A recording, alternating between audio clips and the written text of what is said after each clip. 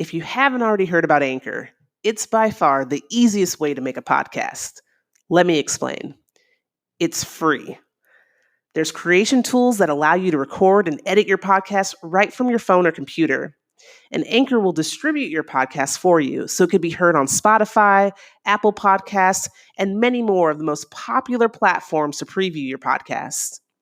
You can make money for your podcast with no minimum listenership. And did I mention it's free? It's everything you need to make a podcast in one place. So stop what you're doing, start recording, and get paid for what you're saying.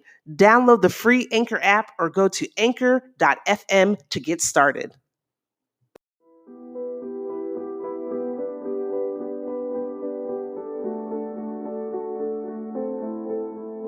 Welcome to the UNNI podcast.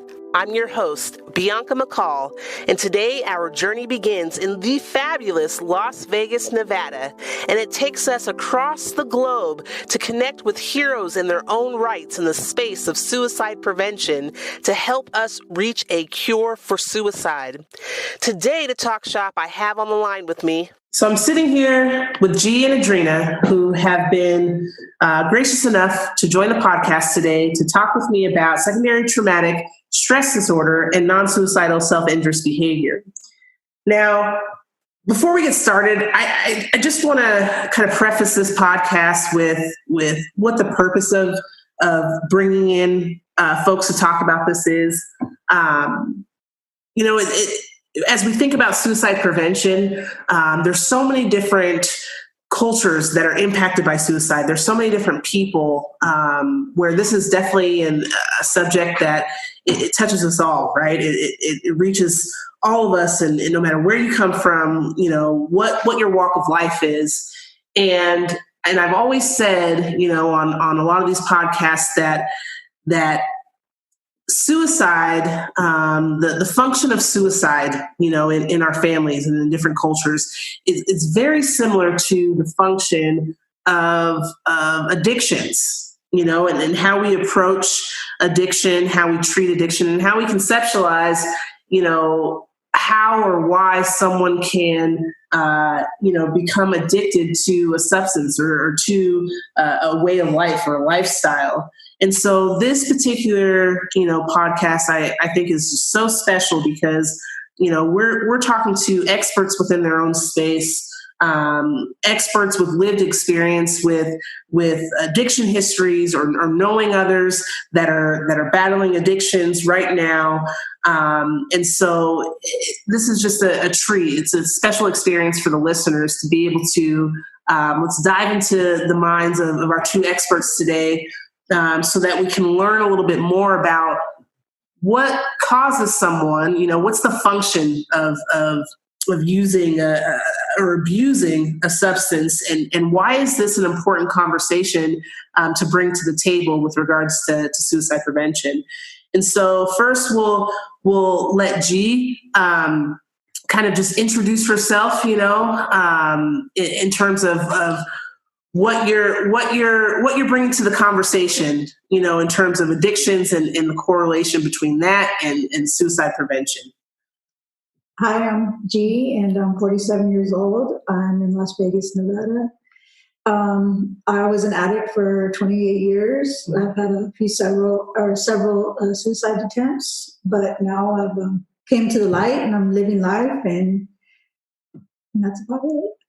Awesome. Thank you so much, G. And Adrena, will you share with us a little bit about who you are and where you're coming from, what you're bringing to the table? Hi, my name is Adrena. I live in Las Vegas.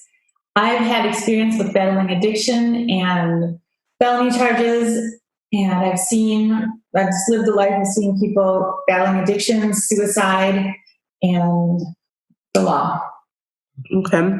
And so as I spoke about before, and as we've kind of talked and gotten to know each other too in this space, we've talked a lot about addictions and how addiction to drugs or alcohol is really kind of on the spectrum of suicidal behavior. It's really at the point of being like a non-suicidal but self-injurious behavior. So for the listeners that are new to that whole concept of non-suicidal self-injurious behavior, would either one of you, and I'll just kind of, throw it out there and either one can respond. Why would you agree or disagree that drug abuse is a non-suicidal self-injurious behavior? Well, I would like to say that the lifestyle that goes with it, you're not directly, putting the razor blade to your wrist, but it's definitely, dangerous lifestyle to where you're slowly like killing yourself every day with or without the drugs. All you're thinking about is like, killing that pain, or if you don't have the drugs, you just want to submit to doing it, killing yourself, So it's, Yeah, I totally agree. In my experience, I see most people that I've encountered, and this is, again, my own personal experience, they use drugs because they don't want to feel pain. So what they're doing is they're engaging in suicide-like behavior because they're not caring when they're shooting up a bunch of heroin or a bunch of meth. They just don't want to feel pain. So, and they don't care whether they live or die. They just don't want to have any feelings. So they're doing whatever they can to knock out those feelings. Okay, and thank you guys for sharing that. So to that point where there's not really a consideration of life and death, but it's more so just in the moment, not wanting to feel pain in the moment, wanting to escape certain circumstance, like an emotional or spiritual circumstance in that moment. How do we not consider life and death? When you're in that moment, how is it that you don't care? You kind of relieve yourself of that caution that, hey, I could die. What is that experience like? How does that happen? I think they just want an escape from the pain. So like they might not fully want to commit suicide, but they're not fully wanting to live either. It's like it's a thin line, as the best as I can explain it. Like they don't care actually, like if they die, okay. If they live, they're going to do the same thing tomorrow. So it's just a fine line that they kind of like waver on. It's like you're dancing with the devil, but you're begging God to help you. It's bittersweet. Sometimes you just don't see any way out but to die. And then you wake up, maybe the next day and you're like, dang, I'm not dead yet. So it's like the person that's overdosing and they get help from overdosing and they're mad when they get help. Like they're mad that now they're sober again, and the next day they're going to go out and do the same thing. And you would think like a normal person, they would not do that, right? You'd be like, oh, they've overdosed, they've had this near life death experience, they're going to be changed, they're going to not do this anymore, and it's the same thing the next day, maybe even the next hour they're doing it. I've seen people get Narcan 3 times in one day. So why do you think that is? Just I would say it's a spiritual thing, and then also too, I didn't have the resources, or I didn't want to submit to it. Getting help. I was still like in denial, and I was mad. And then if you tried to talk to me about recovery or addressing my issues, I would be so angry, like self-pity. And what does it mean? What does it mean though if somebody's trying to help or somebody's trying to talk to you about recovery? Why did it make you so angry? I just felt like it was an insult. I was in denial. It was like something was over me. I cannot explain it. It was just something that was like possessed me for so long, just stay in that mindset. It was just something I couldn't come to face. Yeah. And when you're using, like, you don't see clearly. It's like, you only see when the drugs are gone, right? So like when you're still getting high, like you don't see the outside issues. Like you're only just like you have tunnel vision, and then you get defensive, or you're like, well, you know what, if you had these issues, you do the same thing. And, when you're having issues like being abused or like, issues from your childhood that you've never dealt with and you see no way out, like the only way that you can escape that pain is getting high, and that's the only time like you feel that relief. So when someone sees someone like that's doing heroin, right, and they're all nodded out and they seem like they're asleep, they're not experiencing like that mental anguish and pain that they do have when they're sober. And they don't want to feel that. They don't want to deal with those feelings. There's a lot of people that don't want to deal with their feelings, and they'll do whatever they can to like knock them out. Escape it, yeah. But at the end of the day, you're just still going through the same process every day, because you get high to not feel the pain, and then when the drugs are gone, you still feel that pain. So it's like you're just a rat race. Yeah.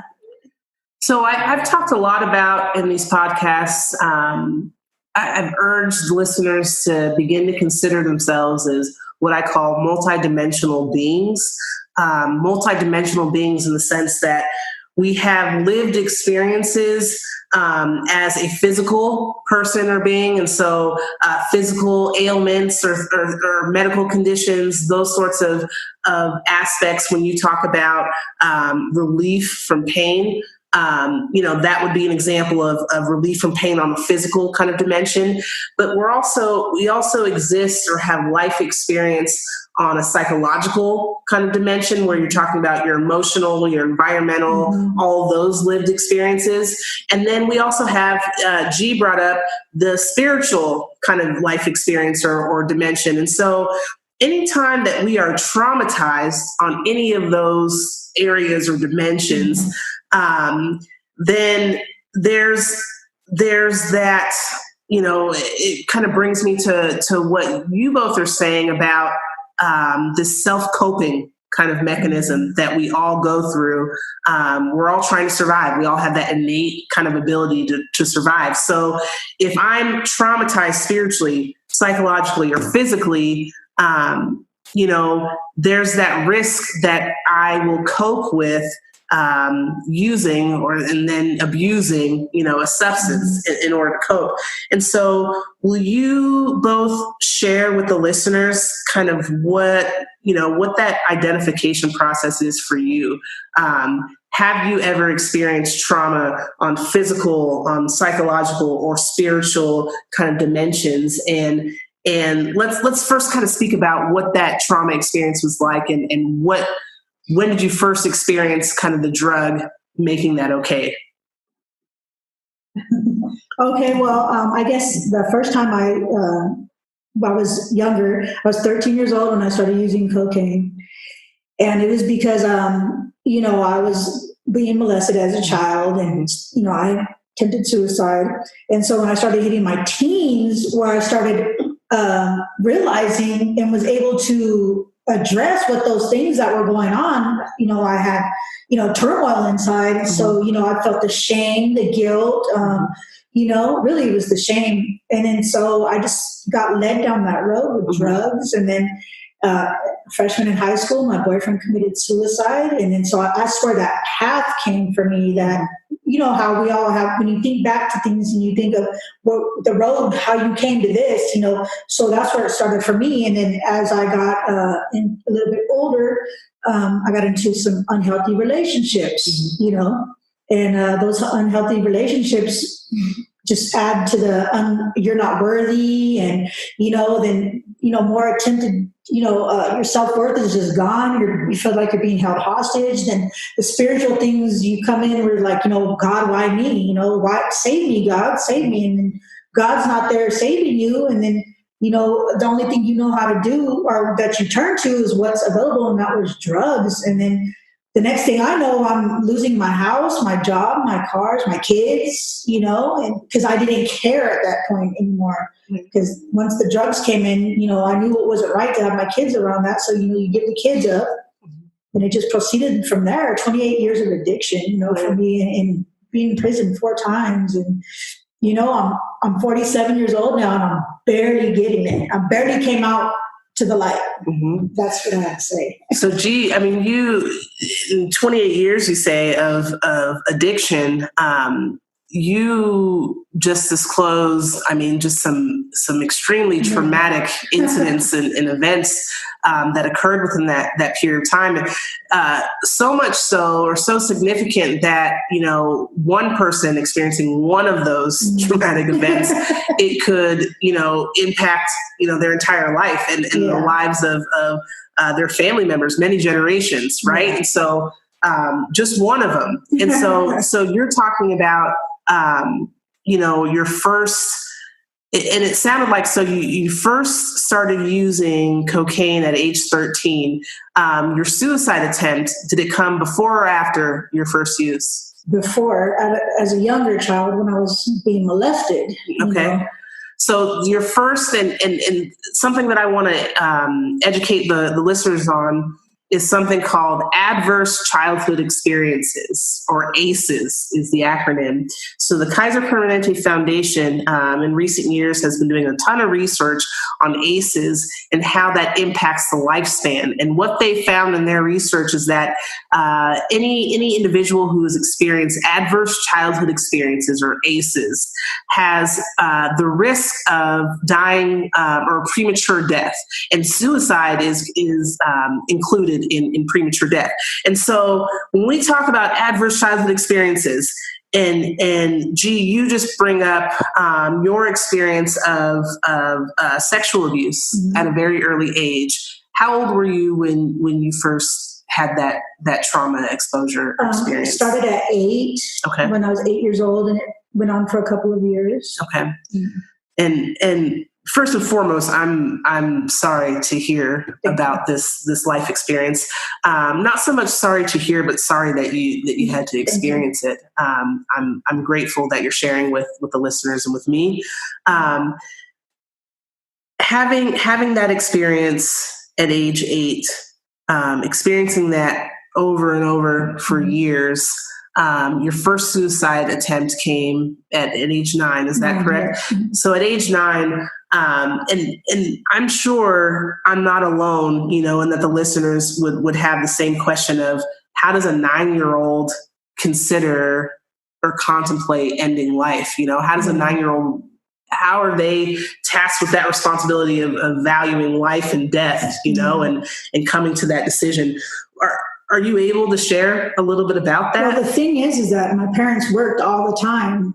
So I was pretty much left to fend for myself. And the people who are supposed to be protecting you are actually abusing you. And they keep you almost like a hostage, so to speak, like with intimidation and stuff like, mom and dad are coming home, you better not say nothing, and so I just retreat to my bedroom, or what I did was I used to retreat in a tree in our backyard where I tried to attempt suicide, because that's where I had to go hide at, was in this tree up high. And I used to have little food up in the branches and stuff, and I had a wire hanger one day and a rope, and I tried killing myself with a wire hanger and a rope just to get it over with, because I was just in the tree hiding, hoping that they wouldn't find me, because I didn't want to be abused. Yeah.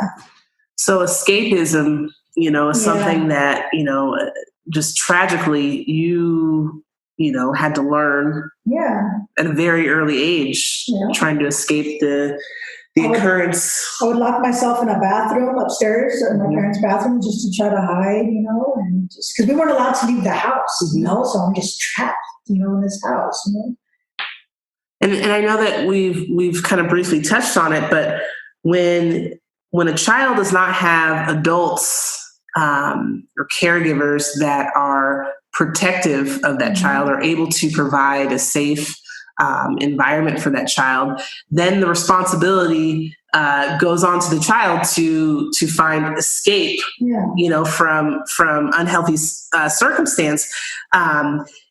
With children, we've seen behaviors all over the spectrum. We've seen inabilities to, some children, their imagination is their escapism. And so, different ways to identify whether or not a child is in an unhealthy environment. Maybe if a child is, lying or making up stories and things like that, because that's a sign that they're escaping from, the actual environment or reality. And what you shared, going up into the tree, disappearing for hours, and if not days, in bathrooms or different places, that is a sign that that you are escaping an unhealthy environment and reality. And again, I can't think of another word outside of tragic that no adult or no one was able to identify that as you being in crisis or in trouble. And so, with no one being there, what you're describing to us is that, drugs became that relationship, or became that protector, or that it's kind of like, that escape.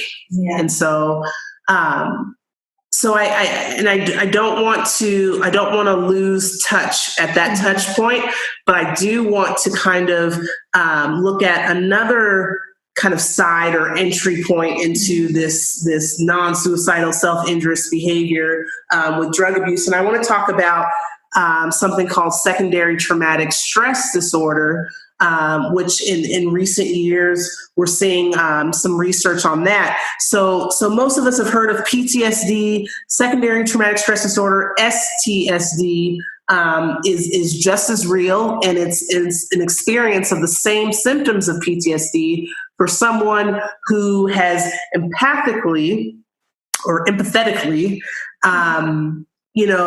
helped someone or been around someone or exposed to trauma through another person. Okay. So someone we know, someone we care about, someone that we've made a decision for ourselves that we are going to take on kind of what they're going through. And I'm sure there's a lot of us out there that, this is describing us. We're the ones that everybody comes to, dumps kind of their stuff on and wants us to help them fix.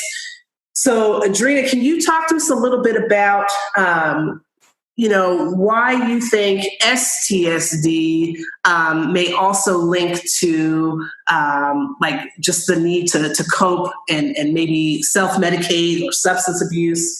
How does that get introduced into this conversation? I have an example about this. Let's say you're a police officer, you go on a call for like a little child that ends up committing suicide. How does that person cope with that situation? A lot of times people cope by using drugs. So they're going to get off work and they're going to maybe go to the bar and start drinking, or they're going to, use some kind of illegal substance to cover that up because they don't want to relive that experience. They don't want to think about that. And that hurts your soul to learn about these experiences and then not be able to help someone or not be able to help enough. And you just don't want to feel that pain. You don't know how to effectively deal with it. You don't want to share it with someone else, because it's already killing you. And I just see it as, it's just, Yeah, no, and not to cut you off, but I absolutely agree. I think secondary traumatic stress, first responders is a great example, and first responders, not just limited to officers and firefighters, but first responders down to volunteers, dispatch, everybody, on the front lines, especially now as we talk about the global impact of coronavirus or COVID-19, the definition or how we view first response has broadened quite a bit, because now on front lines, you've got not only healthcare and hospital workers, but you've got grocery store clerks. And I mean, our front lines is pretty massive, which says a lot just about kind of human race and everybody stepping up, in a time of need. But that also means that the risks are then broadened, and that more people are at risk of experiencing secondary traumatic stress, through somebody else's trauma exposure. So you've got an example of a grocery clerk, somebody going in and cursing out the grocery clerk because they don't have toilet paper, and what's your problem? And don't you guys order? And you said it'll be here Tuesday. And so maybe because that person may be a foster parent of 8 children, and may have 3 children of their own and not enough toilet paper and experiencing behavioral problems or whatever traumas within their own household. And they are taking that out on, front lines, and front lines is absorbing this. And so what does the grocery clerk do? They use I don't know if they get a discount on it, but they get some alcohol, they go home, and, they self-medicate. And so this is, when we talk about non-suicidal self-injurious behavior, when we talk about secondary stress, we are not throwing out big words that only affect a small, part of our population. This isn't just clinical talk or talk, that only doctors need to have with no, this is stuff that hits all of us. And especially as when the larger the crisis, the more broad that the front lines have to be, right? And when we talk about suicide prevention, we're talking about transitioning from clinical to a community approach.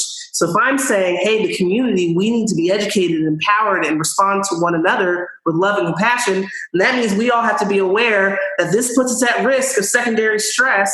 And so we have to be able to cope with it, because ultimately, traditionally, historically, and for the ladies that I have on the podcast today, we've seen how this can lead to some unhealthy ways of coping. And you don't have to be a bad person to be unhealthy. Trust me. It doesn't mean that you're a bad person. You're a medicine. Yeah, you're not a criminal. You're not a menace to society. You're not all these horrible things that we want to label you as. You're somebody who you had an unhealthy coping mechanism, to lived experience. And so, sorry to get on my soapbox. I thought that was a great point, a great example. Let's talk about kind of how the rules change. Now, earlier it was said that when you're getting high, you don't care, you're in denial. You have kind of like your own lived experience is then kind of overshadowed. I think, G, you used the word possessed, like there's a new set of rules. There's a new set of wants, needs. There's a new set of like what motivates you. What motivates you is very different when you're actively using and abusing drugs than what it is when you're not. So can either one of you or both of you talk about how that looks? What changes when you are actively abusing? I guess I would give it the example. Let's say you're just dealing with a whole lot of traumatic incidences, you're being like physically abused, like you just got robbed, like your bills are late, but then you get high and then you don't think about it anymore. Mm-hmm. That's the best way I can explain it, that it doesn't matter. It just doesn't matter. You're not stressed out anymore, and you just don't have that sense of dread anymore. It's just an escape. It's, it's kind of like how when people, pathological gamblers, when they sit down at that machine, nothing else matters anymore. Mm-hmm. Like you're just like tunnel vision, and it's like a relief. And it's not even about like the betting. It's just, you just don't. That was my way of escaping as well. Gambling. While I was sitting there gambling on that machine, I was not thinking about my problems. I just focused on playing that machine, and I was able to escape really from my reality. It's like almost like reading a book. Mm-hmm. You're escaping as you're reading that book, or you're not thinking about your problems as you're reading that book, because all you're focused on is what right there is going to be. And I would do that too as well, gambling. Yeah, and the ironic thing is that the problem's getting worse as you're sitting there spending more money or not doing anything more about it. But still, at that moment, like it doesn't matter, because you have that relief. And then once that money was gone, and if I didn't have any more money, I was having to go out and commit a crime to get myself back up for that day, because I knew I had a problem with gambling when I was spending my real. Right. Yep. And then that's the immediate problem. And you need to get that money again. So what do? Okay, I'm going to focus on this. I'm going to do this and this and that.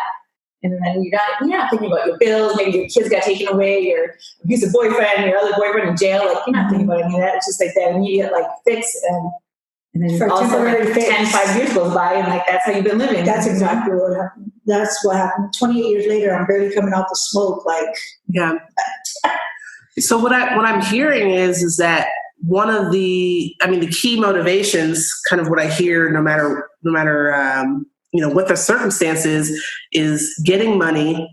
I heard re-up, so getting high, getting money, getting high, getting money. Yeah. Same sick routine every day. And nothing else really carries that much weight ahead of being able to get the drug and being able to have the tangibles, the money. It's very time consuming.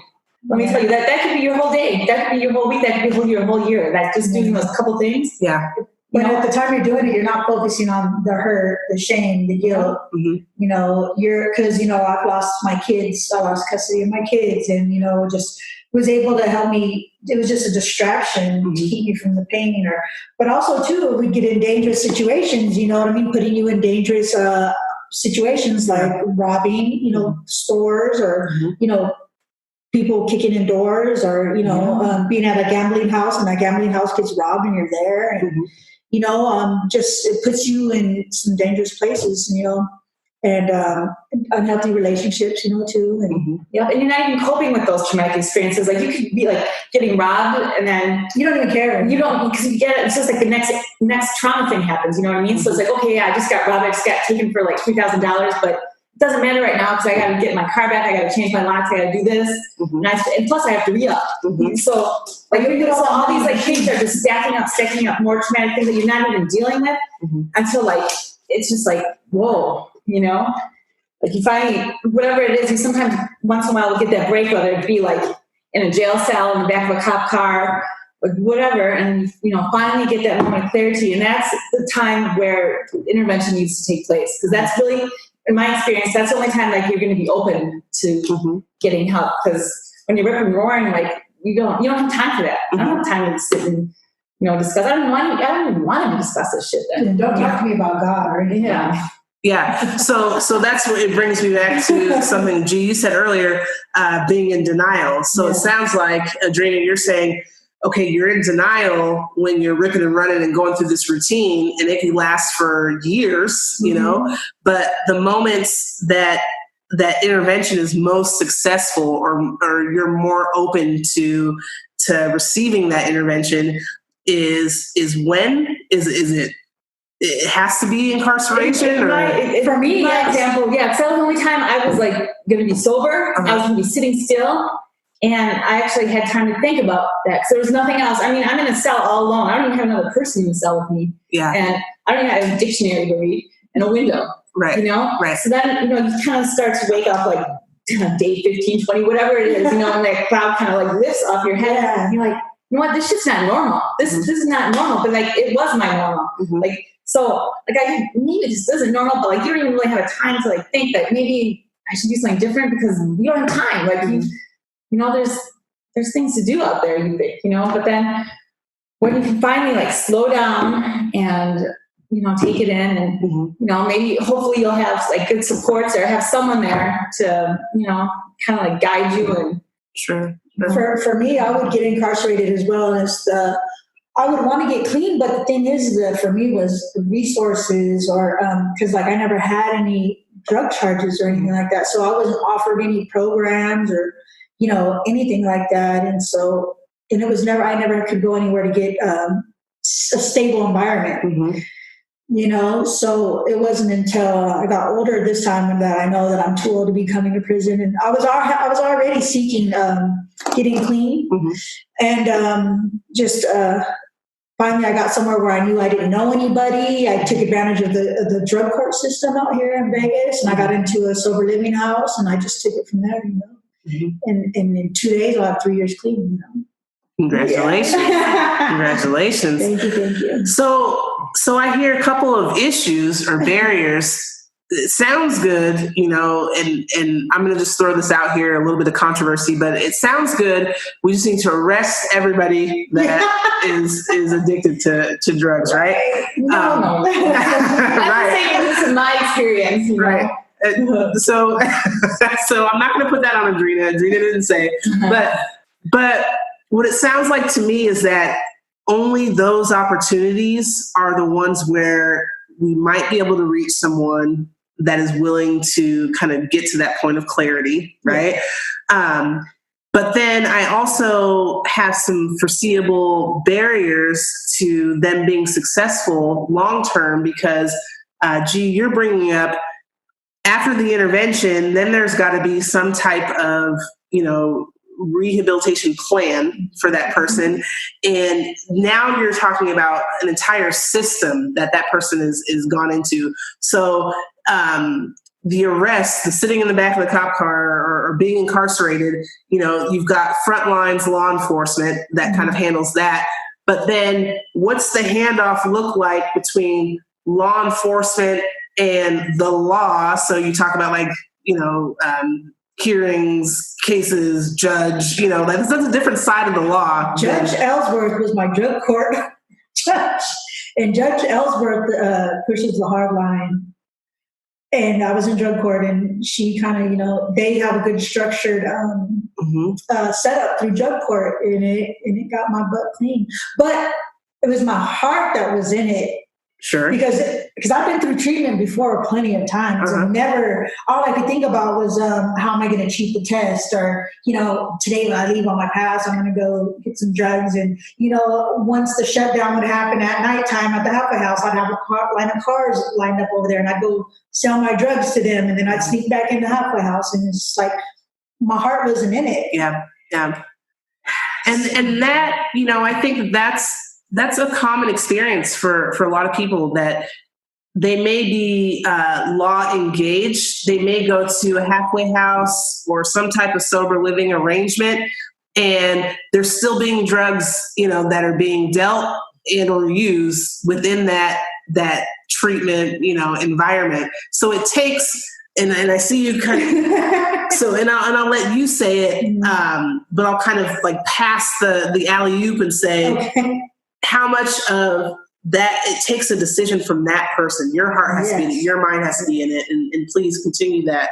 thought. So I was going to say, for me, it wasn't necessarily my addiction, but it was also my criminal lifestyle. That lifestyle that I chose to live. It was like, okay, I can stay off drugs, but I still continue with this criminal lifestyle of drugs because I was making money and doing stuff off of it like that. So that was something that I had to work on as well. So this time I had to work on my criminal lifestyle and my addiction and my spirituality first and foremost. But I would say that's what worked for me, is finally addressing these bad behaviors of the criminal lifestyle. Just being honest with yourself. And a barrier I see too is that the criminal justice system has a lot of racism. Like, for example, I was lucky. I was able to go to treatment and go to a really nice treatment facility. But a lot of people, they get stuck in the system. They're not able to go to treatment. They get revoked. They get sent to prison, and that's it. So they never have the chance to go to rehab. And I think that's unfortunate too. Like, a lot of people just don't have the same, it's not equal opportunities out there. And we need to be aware of that, and maybe just give people chances instead of just locking them up right away. And another point I'd like to make is that getting sober it's like, you have to be action focused. It's not like something you just kick back and do. Like, it takes a lot of work. Like, you have to be willing to put in work. You have to be willing to change your environment. If you go back to the same environment, you're going to do the same thing. It's like, if you're going to go to the barbershop, you're going to get your hair cut eventually, right? Like that saying. So you have to really be committed, and you have to have a plan for what if relapse does happen, which oftentimes is part of recovery. You have to have a plan for that, and just get support. Like, you need support of people around you. That's another thing, is like being involved in the same criminal lifestyle is, no one's really supportive. No one really wants you to get sober because you're not a benefit to them if you're not using. If you don't have what they need, you're no benefit to them. But as long as you still have the things that they want, they're still going to be coming around. But once you start to make changes and you don't have what they need, they're not going to come around. And then you have time actually for other people to come into your life and be supportive of you. Absolutely. I think too, something that the group of us, we talked about before, in relationship to secondary traumatic stress, someone who has an ability to reflect empathy, so what we would call our modern day empaths, right? We talked about how they are at higher risk of secondary traumatic stress, because when you're empathic and you are more susceptible to taking on other people's things, you then have to have an amazing kind of support, like Adrina's saying, and coping modals that are healthy. But if you are someone who's empathic, and let's say that you are on a path to recovery, why does that make you at higher risk if you continue to surround yourself in that lifestyle and do those things? And so your circle is still kind of this re-experience of trauma over and over and over, right? Because of what they continue to do. Why does that pose such a high risk for relapse? Like you said, Adrina is a higher risk in recovery. I think you can only take so much, think with a sponge, right? You can only soak up so much hurt and pain, and then you're going to explode, or you're going to leak out. Everyone has a limit, and I guess you just have to know, you have to have good boundaries, you can't take in everyone's pain. You can't take in everyone's hurt. You can't help everybody. It's like you need to secure your own like air mask first. Like, think of an airplane going down, right? Like you save yourself first and then you can help other people. But you're no good to anyone if you're not healthy yourself. So it's just, just maintaining good boundaries and just knowing that. And sometimes it's hard. Like you just have to accept, like, you know what, that's their issue. That's their problem. They need to take care of it. Like you can't help everyone. And at the end of the day, you have to be okay with that because otherwise it just eats you up and you're going to do things because you don't want to think about that stuff anymore at night. Like, I don't know. The human brain can only handle and the soul can only handle so much. For me, I ended up being in an abusive relationship for a long time because I was empathetic to my baby's dad because he lost his father to suicide. His mother was a drug addict, and he was bounced around from foster home to foster home, and he used to eat out of garbage cans with him and his little brothers. But he was very abusive to me. But yet I stayed with him because I was empathetic to him, like, oh, I'm never going to leave you. I'm going to stick by your side no matter what. But he didn't. He was like damn near killing me, like to the point where my life was really put in jeopardy. Very, very abusive. And it came to a point where I said, you need to go, that I need to go because either I was going to kill him to defend myself or he was going to kill me. But for so long, I really tried to be there for him, to let him know, oh, I love you. Oh, I won't leave you like all those other people did. But really, he was just killing me. And it was just stuck, like we didn't even have no walls in our hallway. And, because he went through the walls and it was just really bad. Yeah. So, and then the drugs, again, were there to escape or make it worse or whatever. But whatever the case was for a long time, I was like that. Yeah. Isn't the relationship with the drug the same as kind of the relationship you just described? Like I'm not going to leave you like other people. I'm not going to go into rehab like all those other people go into rehab. Even though you're killing me, I see what you're doing. Because both of you ladies are highly intelligent. So like I said, you don't have to be a bad person. You don't have to be a dumb person to make an unhealthy choice. So. With both of you experiencing or having some points of clarity throughout your journey on this road to recovery, can you think of times where you kind of had that same conversation, almost like with yourself or with regards to the drug? Yeah, it's true. It's basically right, and then now I resent the drug so much that I know that I'll never do that again, because it took so much from me, but just like with both things, how I said I lost my house because of the drugs and my kids and all my, material possessions, but also as well, I didn't care to lose those things because it went away with him, So, and then there again, when you're walking away from all those things, you're no longer that person that everybody wants to be around because you have nothing to offer them. You have no shelter for them to come to your house and do whatever. Oh, you don't have anything now, so then you're shunned a little bit. So you're kind of just out there to suffer on your own, and it's kind of hard to explain, but you're just like put out in the front forces. Like it's a war out there. It's literally a war out there. And it's crazy. Yeah. Yeah, I think as you go through recovery, you find different coping mechanisms. Like before, it might have been just getting high, and that was your escape, and that was it. That was how you coped with everything. But through getting healthier, you learn to accept to feel like it's okay to have feelings. It's okay to be mad. It's okay to be sad. That's normal. That's part of life. And just accepting that, and just having people you can talk to, and just realizing that all the negative things that the drug brings doesn't make up for so-called positive things, Like it might make you feel good, but it's like a Band-Aid on, a huge wound. Yeah. It's not really effectively helping you, you just have to realize that. Yeah. And I mean, what are your guys' thoughts on, speaking of this wound, Adrena? So what are your thoughts on how much of the wound is self-inflicted? Because I know, and Adrena, you said something specifically before we jumped on air about, yes, ACEs might contribute to, someone wanting to self-medicate and abuse drugs. But sometimes there doesn't have to be any ACEs. You may not experience anything, extremely traumatic in childhood or anything like that.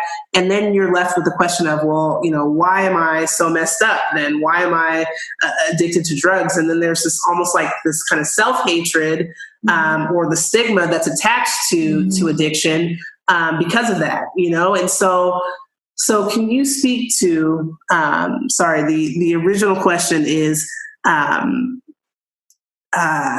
I'm sorry. No, I think I remember what you said. Okay. Thank you. I had a good childhood. I had a good life, but yet I was like using. And why am I using so heavily? It took a long time, years for me to realize that there was a void I was trying to fill with my drug use. You just have to be real honest and look, why am I using drugs? Okay, yeah, there's this void here because I'm happy in this relationship. Mm-hmm. And, that's why I'm using it. That's what I came to the conclusion of is I was, being physically abused, emotionally abused. And it was kind of like that void I was trying to fill.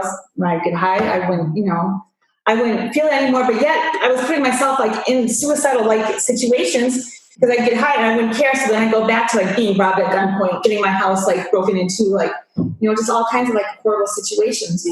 Yeah. So and I recall it's how much of it is self-inflicted, mm-hmm. and first, thank you so much for sharing, mm-hmm. your experience. But yeah, I think when people think of addictions, we just see kind of end result, and then we create this kind of us and them. And this is everybody. This is the person that's abusing the drug. This is, the family member or the community member. It's always us and them. It's us is, I would never fill in the blank. Mm-hmm. Them are the ones that are doing this. Mm-hmm. And even as you may be abusing a drug, or self-medicating, you may have that, that us and them mentality. Well, I'm not an addict because fill in the blank, Did you either one of you experience that, and to what degree, and how long did it take for you to maybe say, you know what, maybe I am a part of them? Yeah. Well, I can say one thing about this is that I know that now that I'm older, that nobody ever taught me what a dope fiend or addiction was. Mm-hmm. How when you're in middle school, they teach you about sex education and all that stuff? Yeah. Okay, and I was thinking, how come nobody ever told me what a dope fiend was? Nobody ever told me what a dope fiend was. And then I had to figure it out myself. Oh my God, I'm a dope fiend. Yeah. So, I'm sorry. But anyways, yeah. So I was never educated on it. Mm-hmm.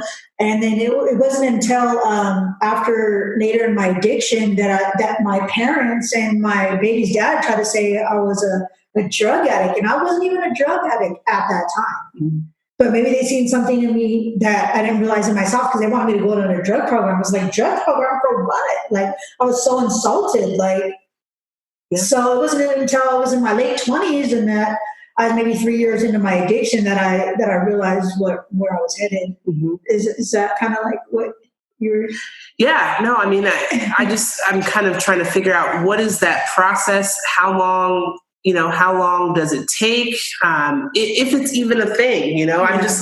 I'm kind of just trying to relate to what you guys are saying versus if it's self-inflicted or that understanding doesn't come until much later. Yeah. I would say it was totally self-inflicted to me because, no one else was forcing me to use. And I remember, reading the DSM-5 and looking at all the criteria for drug abuse, drug dependence, and thinking, oh my gosh, I need all this criteria, but not thinking I was addicted to drugs. Right. That's insane, right? Right. Oh my gosh, but then just as time goes by, the more you're real with yourself and you're okay, yeah, I do have a problem, just becoming educated, like you said, becoming educated what it means, what addiction means, mm-hmm. and what it looks like. And it's interesting as you go through your addiction, oh, I would never do a hot rail. Okay, then also you're doing hot rails, right? I would never do this. And the saying is not yet, not yet. Those are you call your yets. Yeah. Mm-hmm. They say you snort it till you can't snort it no more. Then you swallow it till you can't swallow it no more. Then you smoke it till you can't smoke it no more. Then you shoot it up till you can't shoot it no more. And and it's called your yet. So I haven't smoked it yet, but I do lines. Oh, I haven't slammed it yet, but I smoke it. You know, so those are called your yets. And I know what you mean, because no smokers were allowed to come to my house ever. And then what happens? I started smoking, and then I smoked the house, you know? Right. Yeah. So it's like, oh, I snort, so like I'm better than the people that like smoke. Or like, but it's a progressive disease. Yeah, it's a progressive disease. You know, you get there. Yeah. You know? Yeah. Yeah. And if you don't kill yourself, if somebody doesn't kill you, your lifestyle will kill you, you know, from using drugs. Eventually, yeah. I remember sitting in the backseat of a cop car or detective car, whoever it was, and they're like, you know, you're lucky you're not dead. And at that point, I wasn't trying to hear any of that, you know, and I was like, whatever, you know. But then, second time I was in the backseat of that car, you know, they're like, aren't you tired yet? Like, you know, you're gonna end up dead, or you know, I'm surprised something seriously like bad hasn't happened to you. And I'm thinking, well, this is pretty bad, because if you don't die, you'll end up doing something to get you in prison long enough to support your habit or your lifestyle or whatever. Yeah, I mean, and that's something that I'm familiar with just from recovery curriculum, you know, as they say that there's 3 places you can go, you know. Institutions and death. Say it again. Jails, institutions, and death. Jails, institutions, and death. And it sounds like, you know, Adrena, earlier you said moments of clarity come when you're at the doors of each of those places, right? And that's where interventions, you know, need to happen. And then not just interventions, G, you're bringing up, there needs to be a whole systemic kind of preparation for this person so that there's a rehab plan, you know, and the rehab plan has to include, you know, plan Bs for if and when lapse and relapse occurs and slips and things, and it has to be continuing education, you know, so this person understands kind of where they are in their process of recovery. You know, there's a ton of things that need to be addressed. I just want to say I'm so grateful for both of you giving your time today to start this discussion. And I say start purposefully because we could talk all day, every day, you know, for years to come about this. And that wouldn't even, I'm assuming, wouldn't even scratch the surface of what either of you women have been through and have survived and been resilient through. So I thank you, you know, for your time today. And I'd like to just informally invite you back to have a part 2 to this discussion and then chapter 3, you know, the next time and be able to really tell your stories. Is there anything, like, for the listeners to the podcast, is there anything that you would want to say to somebody who's listening who may be, you know, where you were years ago or days ago or minutes ago in terms of your journeys or your recovery? Is there something that you'd like to say to that person that may, you know, change, you know, or change the direction?